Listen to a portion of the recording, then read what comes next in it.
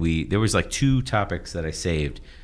This was one of them from last time that we didn't get to, which is psychological safety.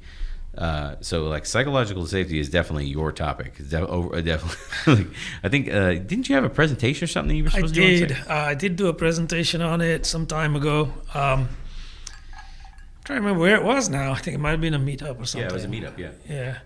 Yeah, it's a good topic. I mean, it's unfortunately now these days it is quite misunderstood, and there's different flavors of what people believe it comprises of, right?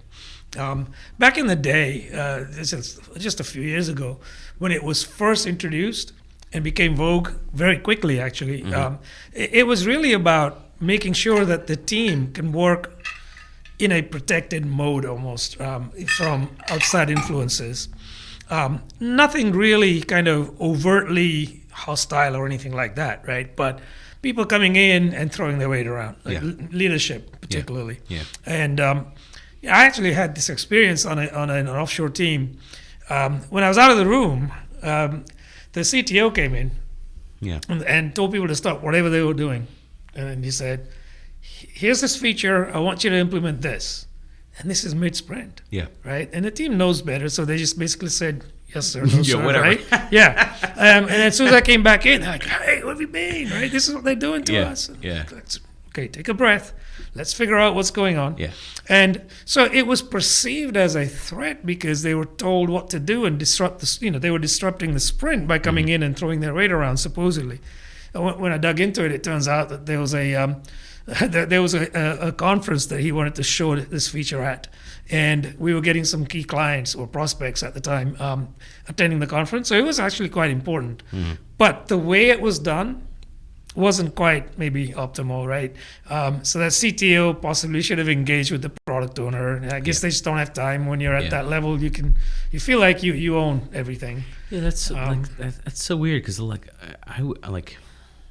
I just had this discussion today with a client, which was like, who's the single point of ownership or whatever.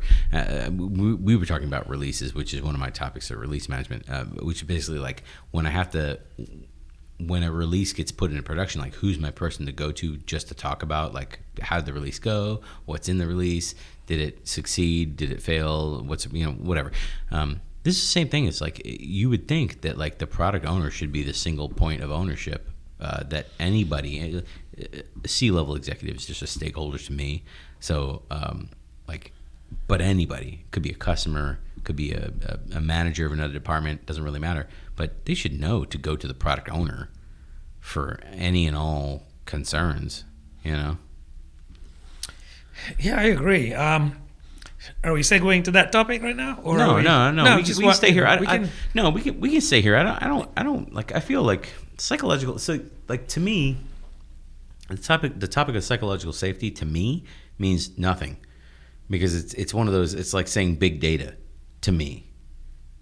It's like what does that mean? It means it encompasses so many things that it doesn't mean anything. It's evolved to an umbrella term now, right, for just about everything. Let me put it this way. Let me ask you this question: like, what does psychological safety mean to you? Let's start with that. So for me, I guess if I was to kind of summarize what it means to me, it would be creating an environment in which your team can perform optimally, right? Meaning that they don't feel any outside influence, undue influence, right? That is going to take away from their productivity, their cadence, right? They're working well together, and then anything comes in and that detracts from it. That is the element that you're trying to avoid by promoting psychological safety.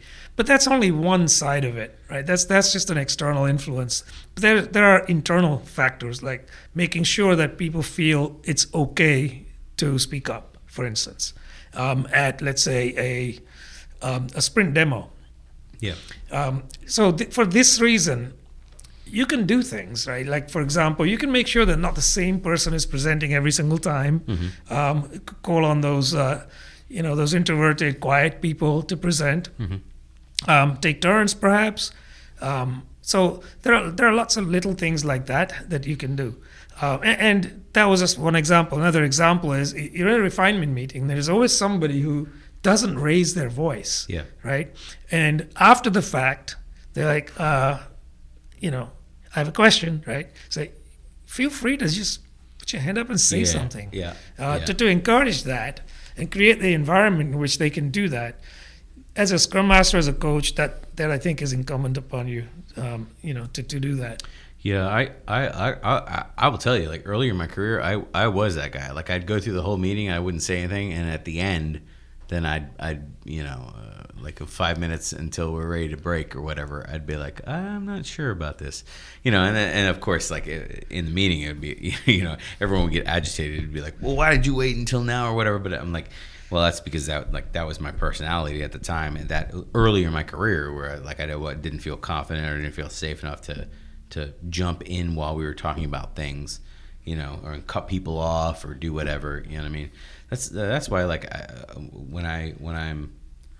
when I'm facilitating meetings, facilitating meetings as a Scrum Master is different than when I facilitate meetings as a product owner. But when I facilitate things as a product owner, I always tell people, like, if you have a question, or if you have a thought or whatever, like, we're trying to make the best products, so just like, we're all in one team, jump in and stop me and we'll talk about it at the time. I don't want to wait until later. I don't want to go on a crazy diatribe or whatever to talk about diatribe to talk about whatever, before we come back to the topic.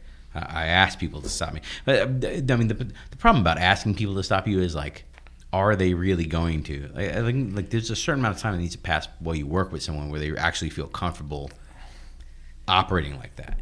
Yeah, so I think that's the other side of it, right? So you're talking about it from a product owner's perspective, but from a team perspective, it really is incumbent on the Scrum Master or the Agile coach to promote that. And one of the ways you can do that in that facilitation mode is, you simply ask people, right? Call them out and just say, so what do you think, Brian? Does this look like it's a feasible approach to you? Right? Bring them in and be actively doing that when that person's going to be just sitting there and be quiet. They feel like, okay, their opinion actually is valuable and it's sought after. Dude, those are the best Scrum Masters that I've worked with that do that. And there are people that naturally do that. They have that natural facilitation talent to do things like that. They see people. I had a boss one time that was like that. He would see you sitting at the end of the table, not saying anything, and he would single you out and be like, Brian, what do you think about whatever it is? And he would draw people into the conversation. And I thought that was a fascinating talent that he had, to know that you had something on your mind and to bring you in. But those people who can do that kind of stuff naturally, Scrum Masters, obviously, like, the more you go through, the more you should be trained to do that kind of stuff. But there are people out there that I've worked with that naturally have that talent to do that kind of stuff. Sometimes if it's if it's technical people like architects and so on, one of the things I've done is just make myself look really stupid and say something really stupid, and I know it's stupid. So I call it, prop it up so they can knock it down. It's okay, right? So just say something, and then they'll just come out and say, oh no, that'll never work, but I was thinking about doing it this way. Now you're actually sharing, right? That's fine. I don't mind doing that. That's another technique, is just begging the question in a way where you make yourself sound dumb, even though you know what you're doing, but you just kind of don't at the time, right? And just draw them in to the conversation. But that was like the thing for me about the podcast was like I did not want it. Like, it's very obvious to me when people are having a podcast, especially in the Agile space, like, everything is like pre-scripted. Oh yeah. And a lot of the experts that you see that have podcasts in the Agile space, what they will do is they will I listened to way more content than I should have before I started this one. And what they'll do is you'll have one guy and he'll be like, he'll ask some basic ass question. I can't remember what it was. Oh, I wasn't supposed to curse again. He'll ask a real basic question, like, I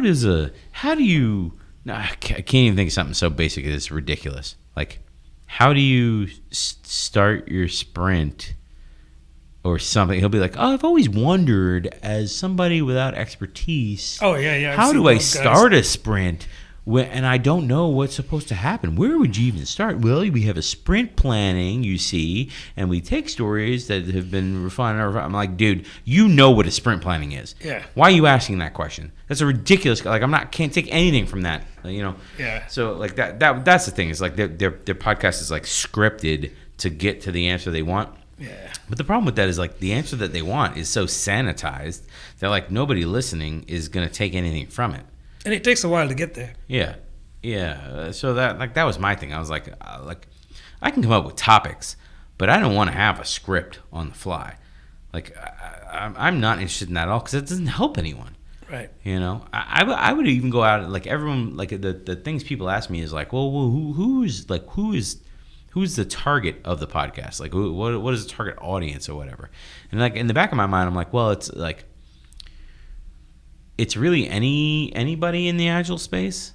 But like I think the people who would benefit the most is like people that are in the early stages of their career in the agile space. Right. Because then they get to see like two people that have been doing it for a while, like talk about, oh, and like in this project we had this challenge, and they might say, oh, I'm having that challenge now. Oh man, I thought it was just me, or I thought my boss is like, I've been in a workplace where your boss just gaslights the shit out of you, so like it makes you think it's just you. Mm-hmm. You know what I mean? Oh, well, you don't know how to facilitate a meeting, and you don't know how to, don't know how to do whatever. But it's not really you. It's that they have like they don't have any. They won't respect the bounds of the process basically. Right. So that was anyway. Like I know that has nothing to do with psychological safety, but that was my segue to. I might cut all this out. I really don't know. Well, don't leave it in. I don't know. I did that like I said that last. I sent the podcast around the number 3 podcast. I sent it around, and one of the comments I got back. Look, I didn't edit something out where I was like, oh man, I can't leave this in. I got to edit it. Somebody's like, hey, I think you forgot to edit.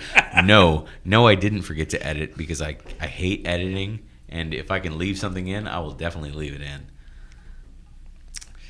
So, like, we didn't finish the topic of psychological safety. Like, so what if I'm in a company and I'm not sure if like, I think I may have psychological safety, but I'm not sure about it. Like, is there like things that you would look out for to know that you do or don't have it? Well, it'll be pretty clear. I think, you'll see some of your team members complain about things at the retro. Mm-hmm. You'll also see some of the leadership, come out and say, we only ever hear from this one person. What are these other people doing? Oh, yeah. Right? So I think the signs are going to be pretty clear, right, that you don't have psychological safety. The other thing is, you should always be in the room, right? Virtual room now, but you should always be in the room, and you can watch that. Yeah. You can watch the psychological safety not be at play. I was going to say, I think the signs would be apparent to some people because I remember I've been coupled with some leadership team members that are like, my door is always open, but it's like no one's walking in your door, man. Right. Like be real, nobody's coming into your room. Like, come on. Yeah, no, that's true. There's also inter-team issues that happen sometimes. You have the dominant person in the room and whatnot. So these are all things that you can look out for, but you have to be present to see them, right? And once you see them, develop a quick response. Don't let it linger. Yeah. You can try it right away and just say, I'm going to do something about this. Yeah, I mean, this goes back to our previous session where we were talking about like this is all stuff the Scrum Master is on top of. Right.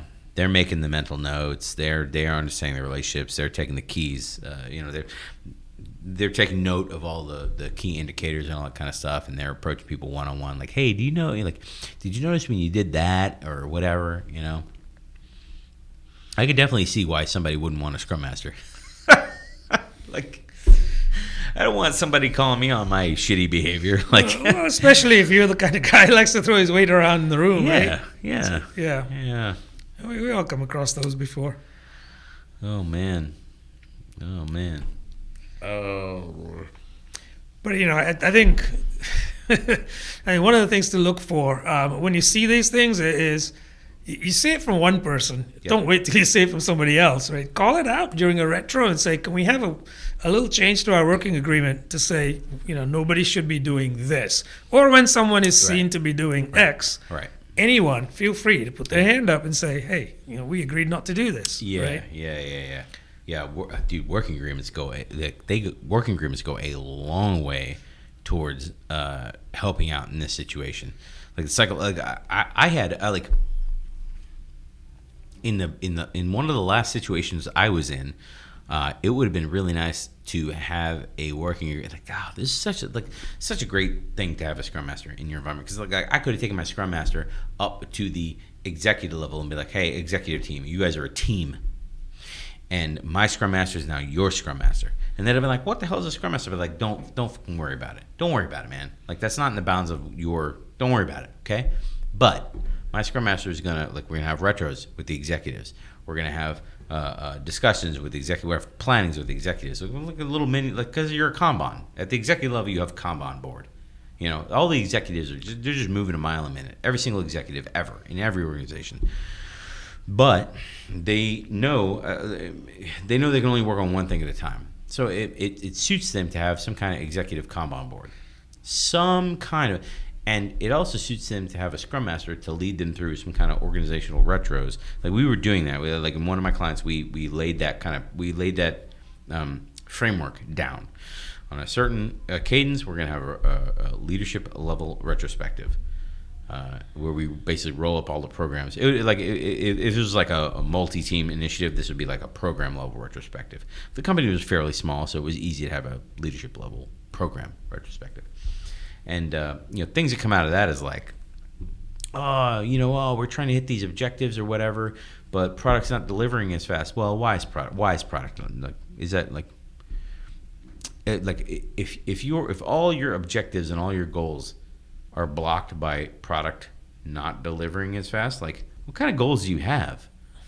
Like let's take a look at that for a second, because you might be over committing on what product can do, especially if you're doing it without talking to product. Like that might be it might not be a problem with product, it might be a problem with you. Right. So yeah, I'm with you 100% that you do need to have a leadership, at least a leadership backlog and some regular cadence where people can, introspect on how things are going, right? At the team level, I'm fond of not waiting till the retrospective as well. Right. Yeah. You just raise it right away. Yeah. And doing it at the daily is probably not a bad idea, so you don't have to put another meeting on the calendar. Yeah. Do it at, call it the 16th minute or whatever, right? Just say, hey, listen, this is happening. I didn't want to wait till the end of the sprint, and when we do a formal retro, let's just do something about this now. Can we all look at the working agreements and amend them now? Yeah. Right? There's nothing wrong with that. Yeah. But that's the reason I segued into this. I was like, man, a working agreement for the executive team would have been fantastic. In my case, it would have been fantastic, because I'd have been like, you're not following the working agreement that we all agreed on. And I could have just said it right there. And the thing with the executives, the working agreement could have.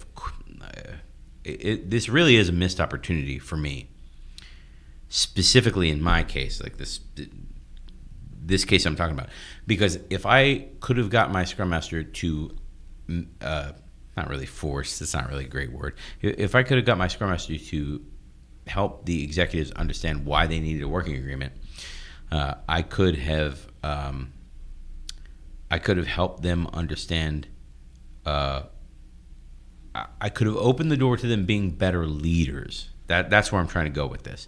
I could have opened the door to them being better leaders, because I could have said, well, when somebody complains about a different department, saying a different department is stopping me from XYZ, whatever it is, like our working agreement could be like the format. We could have defined a format for that. Okay, if you're gonna throw out a different department is impacting you for something, like how do you go about that? Because it's not productive to say like, well, product's not delivering fast enough, so we can't sell things or whatever. Well, it's definitely not productive to do this. That's not productive. It's bring somebody else. Yeah, that's not productive. Yeah, so I think you're right. I think the end result might have been that the executive team collaborates more effectively. Right. And that goes a long way. there's just really no vehicle for them to do that because everybody's headstrong at that level, Yeah. right? And to a certain degree, they're protecting their own turf as well. Yeah. So I think if you can make something which is like a leveler almost, and you say this is what we all agree to, and then whenever it's not abided by somebody, say, hey, remember, this was our North Star, right? We're kind of missing it here, right? It's good because they feel like a sense of accountability in front of their peers as well. Yeah. Well, the leveler in that situation is like any organization. Anybody can accuse anybody of anything or whatever, but like it all, like if there's a problem in a corporate environment, it all rolls back to the CEO. It all rolls back to the CEO. So like if you're saying, well, we can't deliver fast enough, okay, well that's because the CEO did not do something correctly. Like you can blame it on other people or whatever, but like at a leadership level, like playing the victim is not productive. It's not productive at all. So like in that situation, it's like, oh well, sales is saying, well, we could sell more, but we need product to deliver faster. And operations is saying, well, we could keep our customers happier, or we could implement more customers, or we can do support faster, or whatever, if product gave us XYZ features that they've been promising for a while, or whatever it is. It's like, oh, everyone seems to be pointing fingers at product. It's like, well, why don't you all, like, you all seem to be under the understanding that like we need to give more money to product. So why don't we take a percentage of all your budgets and we give it to product, and then product will start delivering faster because we'll be able to spin up. Like, listen, I mean, there's the thing. If you want to spin up 30% more, we've done our calculations and we've looked at what's in the backlog, and we decided that if we want to hit all of your deliverables faster, we need to add 50% capacity to the product group. Well, that's very simple. All you got to do is look at the budget of the product group, and then multiply it by 1.5, and then you should be able to easily hit like that. That's the thing that blows my mind. Like I sat through a meeting very recently where they're like, well, I think for my quarterly goal, I think the product group should be delivering 30% faster on all their deliverables or whatever. And I listened to that and I was like, that's a good goal. Okay, and in my brain, I was like, well, the easy way to do that is just give the product group 30% more funding, so we can spin up 30% more teams, and then we'll deliver 30% faster. Like that, I mean, it seems straightforward. But if you're talking about the same teams, the same budget, the same process, 30% faster, bro, you are dreaming right now. That is like, you're not even living in reality. You're living in a different world. You're just making numbers up, man. Well, when was the last time you heard that, right? People just go, oh, these are smart people. I'm sure they can squeeze a little bit harder and come out with some more stuff and deliver a little bit more, right? To just, crack the whip a little harder. And they don't seem to understand that it's not sustainable to do that. You're going to lose some good people that way real quick. Yeah, you can't do that. Like my thing, when I worked at a different organization, like every couple of sprints, the product owner and myself would press the team to deliver something, and they could go they could jump above their productivity, like their normal story point, their normal velocity, and then every couple sprints, their normal velocity would just spike, and then it'd go back to normal for a couple sprints, and then it'd spike, and then go back to normal. But dude, the spike sprints were when like people just came down hard. You know what I mean? And really press the team, and there was probably some overtime, but it was never accounted for because it was just people trying to get something. But I'm like, dude, you can stretch your team, but that is a stretch goal. That is not a normal. That's not normal, okay? Right. And I would throw that number out of the velocity for planning. I'd be like, well, we're not considering this. 40, 40, 40, 70, 40, 40. You know what I mean? Like, we're gonna throw out the 70, and I'm gonna go back to 40. Yeah. It's the best way to normalize it, I think. Otherwise, it's artificially high. Yeah. But this like psychological safety topic. there's a lot more in this topic that I want to talk about. I want to get other people to talk about this topic, because the way that you establish psychological safety, like, we probably could approach this. We probably could have a whole discussion on just this one. To start by talking about, like, well, psychological, like, talk about, like, the first day you come into the project, what do you do to try to start establishing this? Like, in the day, in like, kind of like the topic we want to have, which is like a day in the life of the Scrum Master. Same thing with this, like a day in the life of someone trying to implement psychological safety. Like, what is the framework of implementing psychological safety in the workplace? That's an excellent question. So I'm not sure if there is a formal kind of a framework that's spelled out. No. Because it's extremely situational, Yeah. right? And contextual. So first day in, you really don't know anybody, and it's too early to do anything with psychological safety other than Right. observe, right? Yeah. Figure out, who the dominoes are in the room and who the dominant people are. So people that fall over, people that cause people to fall over. Identify those, and then make a plan in your mind what you're going to do about this, and pick the easy wins, and go from there. But it is not a prescriptive thing where you can go in and say, if I follow these 5 steps, I'm going to promote psychological safety in my team, because every team you go into is going to be different with regards to this need of psychological safety. As I said earlier, if you don't have it in the team, it will be immediately apparent. Yeah. Right? People are going to say, well, it's the last time I say that. Yeah, Stuff like yeah, that, right? of course, And you yeah. go, okay, why is that? Why did you feel that way, right? Well, a fear of repercussion. Yeah. It's like, okay, we got to deal with that, Yeah. right? So yeah, there's not a single thing or single few things even that you could do, but there are many things you can fall back on. Yeah, Right? that's what I was gonna say. I was gonna say that, like, there may not be a checklist of, like, things. I mean, I feel we probably could sit down and make a checklist of things. It would be a universal checklist from which you could pick a few. Yeah, Right. Yeah. But there definitely are things that you can not that you can do to damage it.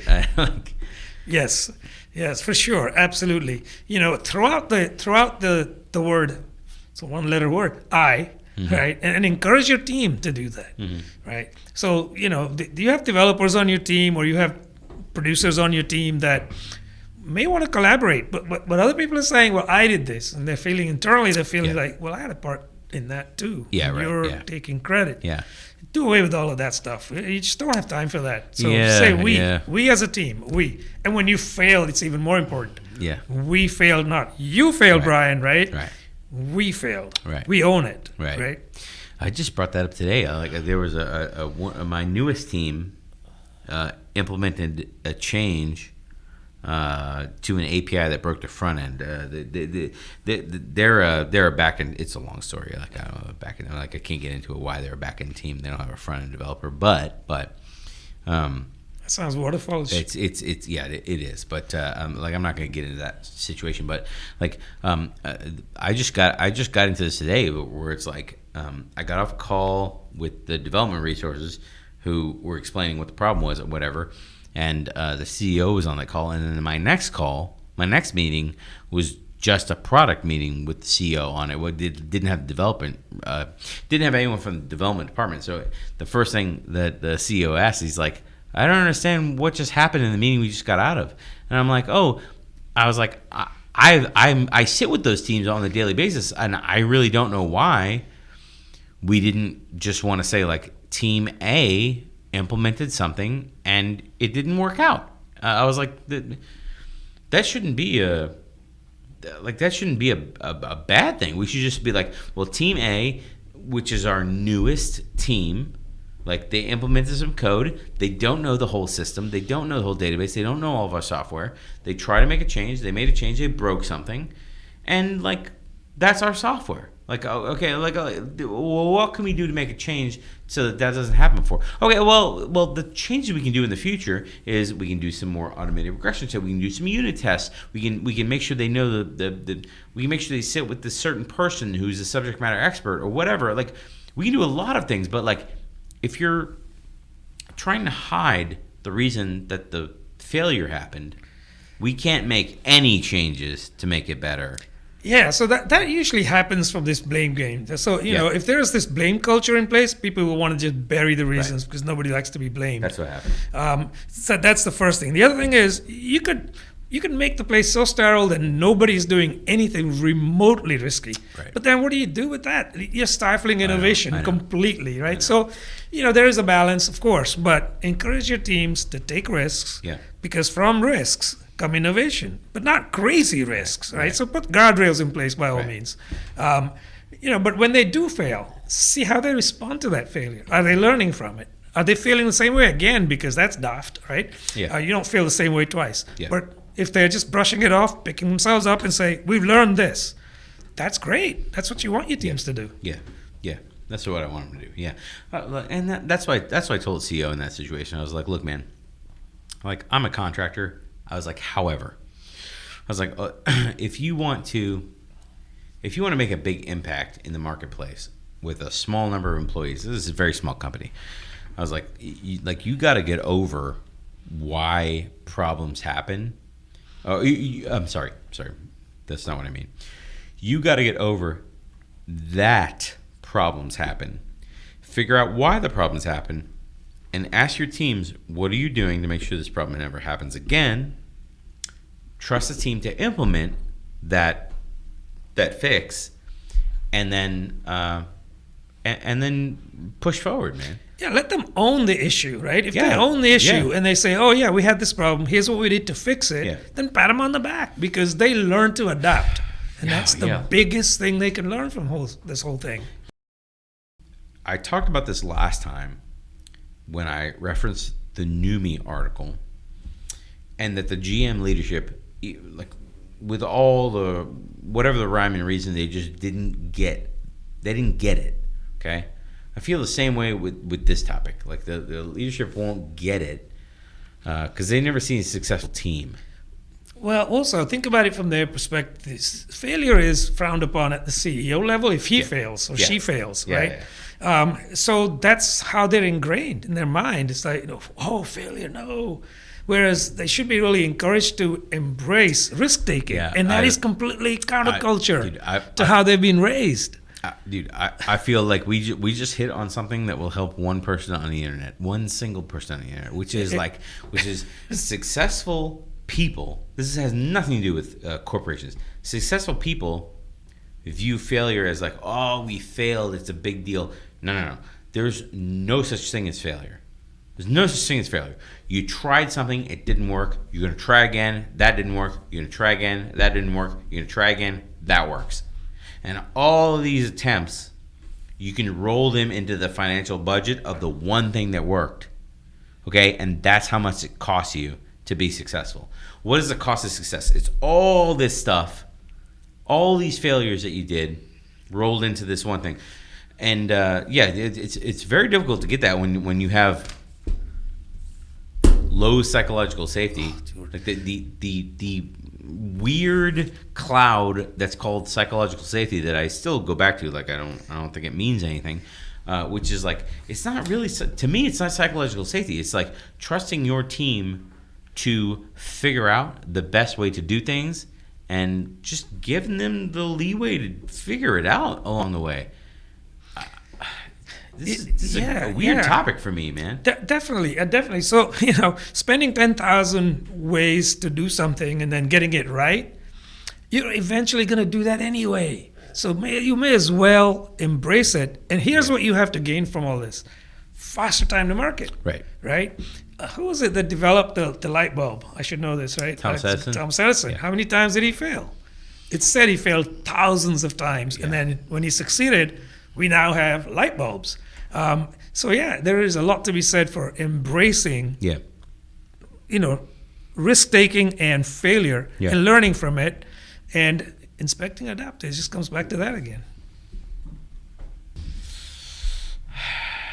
I got to tell you, this psychological safety thing, I'm not buying it. I'm just not buying it, man.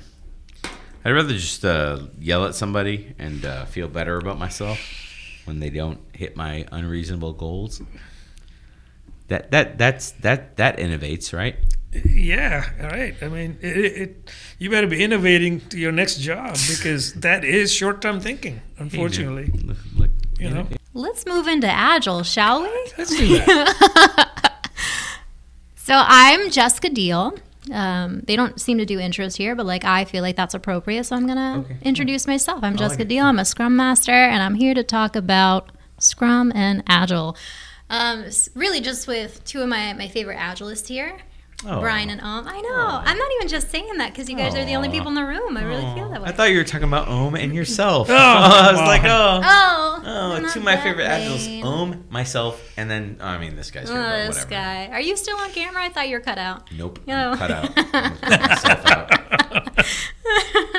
So I've worked with Om. Om and I worked on a project together briefly for a couple months. Yeah, it was about that. Yeah. Yeah, ended too early, really. And then Brian and I spent the last 3 months on a project together. No, He's we don't wanna denying talk it. about It's not that? true. We It's don't not wanna true. Are we not allowed to say that? No, you can say whatever. Like, I don't really have any rules. I think the rules. Oh, that's so weird. Like, that's not right. I don't. Yeah. That's okay. There we go. I don't really have any rules. Like the rules that I kind of established for myself, which like we kind of agreed were pretty good, were no naming names, which is pretty easy. It's pretty easy not to name. Can names. I name your name? Like Yeah, that no, worked together no, before? we're sitting here. No. But you can't say this name. Yeah, but you can't be like, like Bob was a total a-hole or whatever. Like, yeah, like I don't like to name names like that. I would never speak of anyone like that. Okay, I'm a lady. Yeah, me too. I'm also a lady. And also company names. I don't name. So I don't name a person's name, and I don't name a company name. Those are like my rules that we've kind of. Well, it's not mine.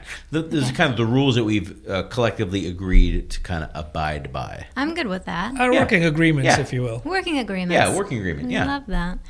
Yeah. So, anyways, I know these two pretty well. So I started on a new project, and I casually called these two, and I asked them for some advice, and they said, "Hey, come on down to record this and on our podcast." So that's what we're doing. So, anyways, I called these two about my current project. It's my first week on it. Now, this is a project team that have been together for the past at least 2 years. They've been working together. So they're kind of in maintenance mode, if you will, and they consider themselves to be a high-performing team. I went through a retrospective with them today and started with a health check. Right in the health check, I wanted them to identify where they thought their strengths were. Mm-hmm. Naturally, their strengths were in everything. Of course, high-performing team. Naturally. Nothing was below great. Oh, well, great. I don't even have to be here then, huh? There you go. Oh, I know. Like, They're like, we know. We're great. yikes. So the next thing I had them do was identify where they thought they were in Tuckman's theory of group development. So as probably most of the listeners know, that's what forming, storming, norming, and performing. Those are the main stages, and he believes that you have to go through each and every stage as a team. Mm-hmm. It's a process. So I wanted them to identify where they thought they were at in this theory. Guess where they were? Performing big time. Right, Yeah, right. yeah. All of them. Yeah, Every fantastic. single one said, no. I read the performing definition. I love That it. is us. We are high performing. Everything's great. We don't need any intervention. All right, great. You guys are doing amazing. That's awesome. So here's the thing. I moved on to the actual retro activity and created a safe space, for sharing. Talked about continuous improvement. What? Why are you laughing at me? I like where you're going. Please continue. And I asked them to identify what they thought they were doing well, what they thought they weren't doing well. So a couple areas weren't added, right? Guess what area they didn't add anything to? What they can improve on? That's right. They were doing everything great. Sure. Nothing is wrong. They're high performing. They're high performing. This entire retrospective activity is a waste of their time. So, let's wrap this up early. So here's the thing. There was some obvious dysfunction that I noticed on this project, even just being on the project for the last week. So I've been documenting them. And as I hear certain things, I want to be very non-judgmental. And so I have a running list, if you will, a running list of all the dysfunction that I found. And I'm prioritizing it similar to what you would do in a backlog, right? What do you tackle first? And so I think my first question to you guys, given the fact that you've been on multiple projects, you've done this before. When you start on a project, you're trying to gain trust with the team, right? So you're not iced out like certain other people have been. We know it's happened. You want to gain trust. So at what point do you involve yourself and start making changes? And how do you do it? That's an excellent question. So first of all, this has been about a week, right? You said? Yes. Early on in the project, as you pointed out, you're just trying to establish credibility because you've come in, you're trying to make changes. They know that. They've been working together for 2 years. They don't feel like they need you, really. Right. So during the early stages, I would definitely not make any changes. I would just observe. Yeah. You can make notes, and you can at the same time be a mirror, right? So you're not asking them to change anything, requesting them to change anything. You're simply reflecting what they are back to them. Good, bad, ugly, otherwise. You're just a mirror. And what's going to happen, you'll find, is as they see that, as they see themselves in the mirror, in my kind of metaphor, they're going to see things that somebody's going to pick up on something and say, oh, well, why are we doing this? Maybe we could do this. And you'll find that on your list of improvements that you've made for yourself, right? That is the time when you say, well, how about we conduct an experiment to try something different? We are not asking them to change because they don't want to hear that. Yeah. So the thing with an experiment is they feel like this is temporary, and they feel like this is something that they have complete control over whether to continue with or not, right? Based on the results of the experiment. But before you go into an experiment, form a hypothesis. Hey, team, if we do X differently, what would happen, right? What do we believe would happen? And so it's the positive hypothesis, which is if we change the way we're doing, fill in the blank, X, we expect an improvement in Y, right? So that's a positive one. You can also, it's equally valid to have a negative hypothesis. If we stop doing X, we can be better at Y. In either case, you're going to position that as an experiment. So it's not like, hey team, you're going to change the way you work, because I'm the Scrum Master and I'm telling you this is how you should do it. That's not the angle at all with this team. It sounds like sounds like you would go in and say, we'll try this for a sprint and see how it goes. Now, if after one sprint, if this isn't working for us, we don't have to continue. Yeah. Right? It gives them an out. So they think it's temporary. But what they're going to find is, because you've been a mirror, right? There is a benefit during that sprint if they actually undertake the experiment, right? And when they find that benefit, you're not the one who's going to tell them, oh, look, you've improved here. You want them to see that. So again, you're going to be a mirror, right? And you're going to say, so what do you see different this time than the last sprint? What do we do differently? Do we change anything, and what's the impact of that? And that's asking them to say, oh yeah, well, we took this experiment on, and as a result, we're seeing a change in X or Y, right? So they're feeding that back to you, which is coming from them, not from you to them. It's coming from them. And then you say, well, how about then we put that on our working agreement to continue doing or discontinue doing if it's the negative hypothesis, right?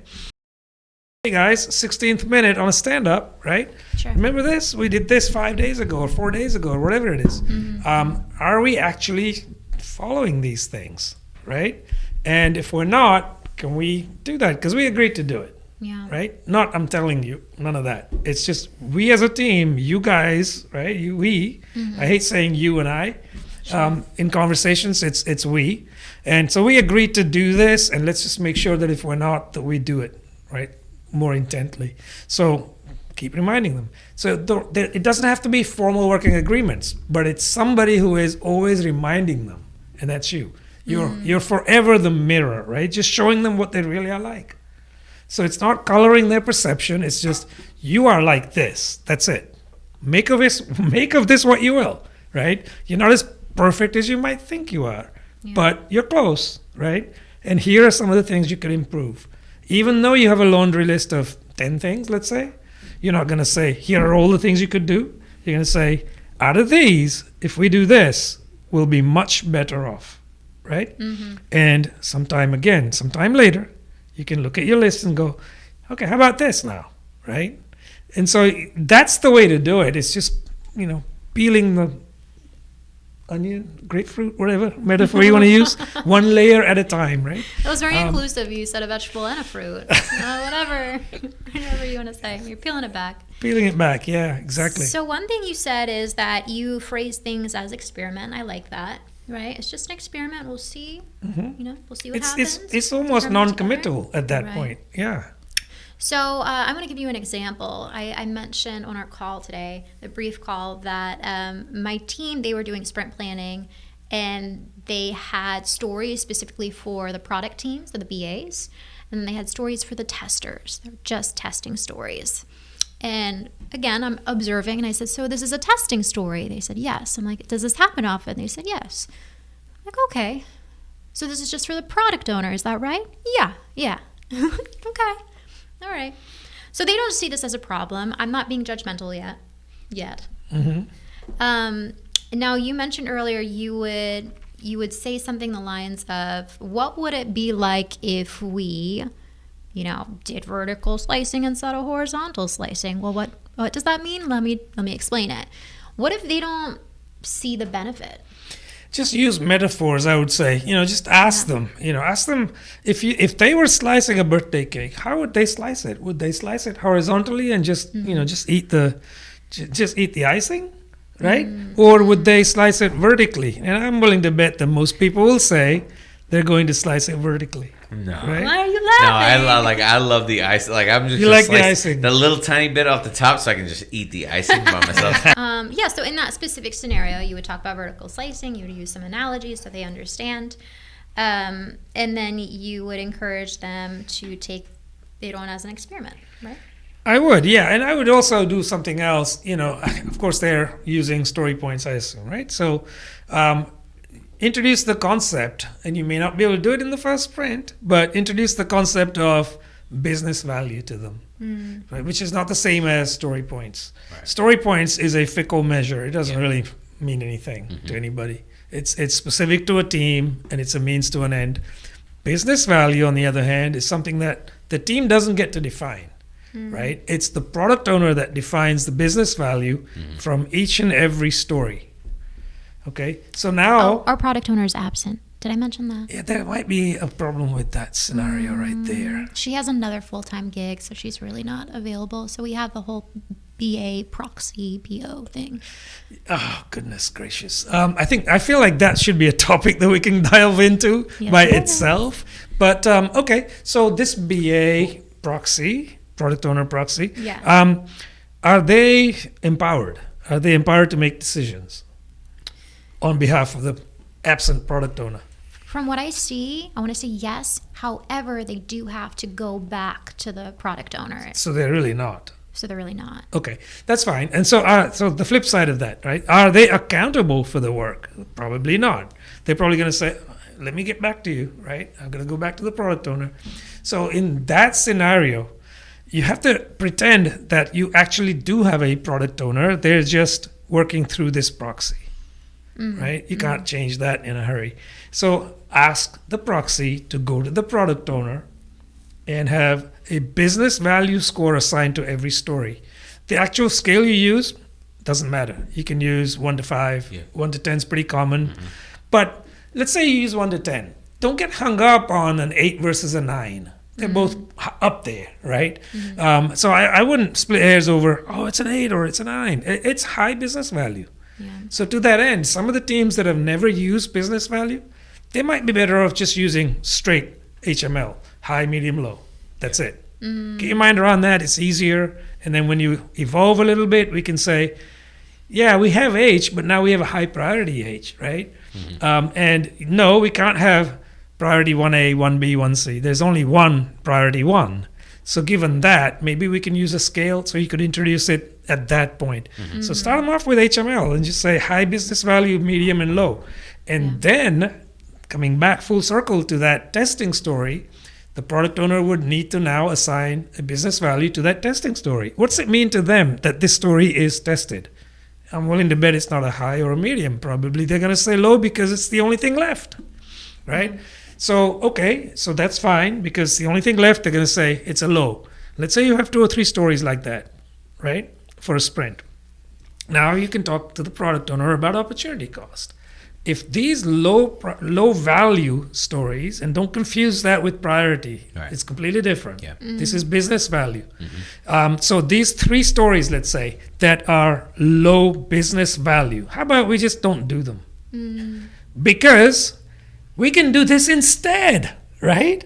That's the opportunity cost discussion. Instead of doing 3 low priority, I just said not to confuse the priority. I meant low business value stories. We're not gonna do those at all. We're gonna do this medium business value story instead, which provides functional value to the product owner, not just testing, because it's a means to an end, right? Testing's a means to an end. So we test every story, do we not? Right? So to that end, do we have that percentage of low on every story? That doesn't make any sense. It's part of your definition of done. They don't have one. Right? Of course, they're perfect. They don't need it. They're perfect, Yeah. So I think you'll find that will start to change when the product owner says, oh, I see I can get something else instead, right? So now it comes from the PO that they want something of higher business value than 3 stories that are low that are just testing only. How about we substitute those 3 with a single story that's perhaps a medium business value but actually provides functional value. And testing is only a part of getting the story to done. Sure. Yeah, so it's a discussion that you probably will need to have multiple times with this team because they think they're perfect. But they will not question a directive coming from the product owner rather than yourself, right? Because it's now the product owner that's saying, don't do this instead. So I would try that. Yeah, it's interesting. I realized when I was working with Brian here that I had to unlearn a few bad habits, right? So when you're in an environment on a project and you're treated more like a project manager, and that means you're delegating work, and you're totally not a Scrum Master at that point, right? You're not playing the coaching role. You're playing the delegation role. That was really hard to work my way out of. It is. It's difficult. It's one of the most difficult things to do is let go of our previous experiences and perceptions when we go to a new project. It's that reboot that you always have to have, though, right? Because without that, all you're going to do is take what you know and try and apply it to a new situation. And it doesn't necessarily work that way in real life because every project, even if it's the same client, every project is unique, right? Like every team is unique. And so, yes, to your point, there's some unlearning, right? And you are your best source of that unlearning because at the end of a sprint, at the end of the retrospective, all the events are done, let's say. You sit down and quietly contemplate over that sprint and go, what are some things that could have ended differently with this sprint? Don't start with you. Start with the sprint because if you start with you'll reflect back on your experiences. And that's just restrictive, I think. I think you need to look at the whole thing and say, our product owner really needs to be present. And they weren't. That's not about you. You were there, but he or she wasn't there. So now you can have a conversation with them and say, you could show up a little bit because, the team doesn't see who's really calling the shots here. Right? And they're not accountable to the BA necessarily. That's a BA, that's a specific role. And you need to be there at the sprint planning or refinement or whatever it is. Some teams do something, what they do is they split up the refinement into 2 pieces. The first piece is what they call requirements review, where the product owner is present and given direction on the what, right? This is what we need. Yeah, the what, right? And here's the backlog priority for the what. And then that's usually on a 2-week sprint, let's say it's an hour. it's good enough because you're not going into details here. But the second part, which is usually driven by the BA, that is the refinement per se, right? So they're going to say, now we have direction from the product owner. Here's what we're going to work on. Now let's unpack these stories. Let's look at each one and say, is there enough of a description there? Does the team have a clear idea on the ask? Are the acceptance criteria clear, right? Are the dependencies made clear? If not, the team, including the BA, are best positioned to solve all that. The product owner cannot help with that. Yeah. They may be just there for awareness purposes and maybe for escalation, but you can get those elsewhere. Like if the product owner is not there, you can still make them aware by sending a note to them, right? Email or whatever. Yeah. So that might be a tactic as well. If they're not available all the time, just get an hour. Ask them for an hour's commitment per sprint, which is not a big ask. Yeah. Absolutely. And I brought up how much I had to unlearn, right? Because I think you also have a project management background too, correct? I do, yes. So you probably went through something similar. I did, yes. You had to take on a completely different mindset. And to be a coach and an effective Scrum Master takes a lot of patience too. It takes a lot of patience. And to your point about unlearning is it's instinct. You know, at that point, I've been doing project management for many years before I started doing Agile, so to speak, right? And for me, instinctively, I would slip back into project management, right? Instinctively, I would be like, okay, this is the team. Here's what Brian's working on, instead of the team selects the work, right? That took me some time to get over because I for many years, I was used to creating work breakdown structures for people. And you know, here, Jessica, here's your work breakdown structure. Here's what you're going to do. And collectively as a team, we're going to work to this Gantt chart, right? And it took some time to unlearn that for me. You know, I was always looking at that going, I need to step away from that, right? So it's not a step function. It's gradual. It takes time to unlearn. Sadly, I don't have any tips to compress that timeline because I think it depends on how ingrained you are in the old ways of working. In my case, very ingrained. So it took me some time to unlearn all of that. But once I unlearned it, occasionally I would look at somebody else doing the same thing and I'd go, I could see myself doing that was me, right? A few years ago. So I could maybe lend a hand, and say, try this. This worked for me, kind of help them along. Sure. Yeah. Brian, you mentioned something and that made me stop and realize on our last project that I was being a little too authoritative. And it was a very, very quick exchange. Do you remember it? Nope. You don't remember it? I sure don't. Oh, okay. Brian can be a little uncensored too. He's very honest, which is helpful when you're trying to grow as a professional. So one of the things, I think we were wrapping up sprint planning. And I told the team, I'm like, well, you guys can continue working and coding with the remaining time. And he made a joke. He's like, Jessica's here telling everyone what to do. And I'm like, oh, no, I'm doing it. What would a coach do? You would ask a question. You would ask a question. Yeah, you would say, well, what does the team feel like doing now? Yeah. Right? And then entertain the ideas from the team. And you're going to get multiple probably, right? And so, again, don't make the decision for them and just say, okay, so I'm hearing two people say this, one person say this, one person say this. How about we just vote on this, right? Just let them make the decision. Yeah. Yeah, and like I mentioned earlier, that takes patience. It does. And a change of mindset. And that's tough. Yeah, it does take patience, you're right. But it also takes intent. So, if you have that mindset of I'm going to change the way I'm approaching this, you could have a checklist for yourself. Every time you do these things that you shouldn't have done, but it's too late, right? You do it, and then you say, I shouldn't have done that, right? Make a note for yourself. And next time, have those notes handy as, here's what I will not do, right? And you'll find that list growing, but you'll find you're picking only one or two things out of that after a sprint or two.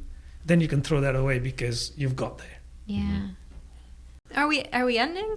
I mean, I gotta get going at 8:00. Whatever you want. Oh man! But it's 7:54 on my clock, but I mean on the internet there's no time at all. Oh man! I hope I have a better Uber ride home. Oh Jesus! Don't creep yourself up. Well, first off, I want to wrap up appropriately. I want to thank both of these individuals in the room right now. Om Patel, Brian Orlando, two fantastic Agilists that I continue to learn from and that helped me grow on my Agile journey. So thank you both for having me. Hey, thanks, Jessica. Your check's in the mail.